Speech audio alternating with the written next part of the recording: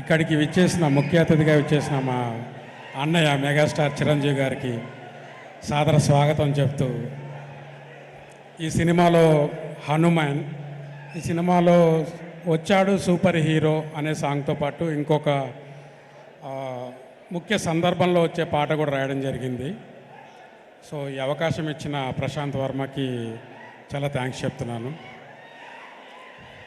సరిగ్గా ఒక 20-25 ఏళ్ల క్రితం నేనున్నా నానమ్మ అంటూ తొడగొట్టాడు తేజ. అప్పుడు చిన్నప్పటి ఇంద్ర, ఈరోజు సాక్షాత్తు ఆ మెగా పవర్ హౌసే వచ్చింది. వచ్చి నీకు నేనున్నారా అన్నారు. ఆ ఇంద్రాన్ని దిగొచ్చారు. ఈ సినిమా సింపుల్గా ఒక్క లైన్లో కథ చెప్పాలంటే, ఒక నార్మల్ నెక్స్ట్ డోర్ బాయ్కి సూపర్ పవర్స్ వస్తే ఎలా ఉంటుంది అనేది ఈ సినిమా. సింపుల్ కథ. అక్కడ హనుమంతుడు సూపర్ పవర్స్ ఇచ్చాడు. ఈ సినిమా బయటకు వచ్చి చూస్తే ఈ రిలీజు ఇవన్నీ కాంట్రవర్సీలు అన్నీ వింటున్నాం. ఒక mega power house, super power కాదు, మెగా పవర్ హౌసే నేనున్నా నీ వెనక అంటూ కదిలొచ్చింది. ఈ సినిమాకి హనుమంతుడే ఆయన వెనక నిలబడి ఆయన పరమ వీరభక్తుడైన చిరంజీవి గారిని దూతగా పంపించారేమో అనిపించింది.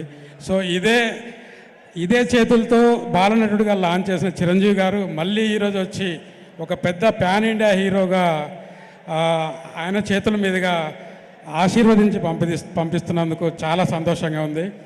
ఇంతకంటే ఎక్కువ స్పీచ్ ఏం లేదు. సో జై హనుమాన్, జై శ్రీరామ్.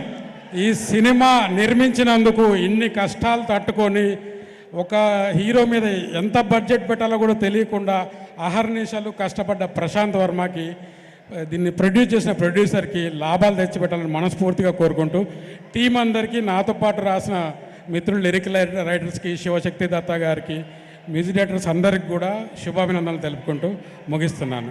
జై హనుమాన్, జై హనుమాన్.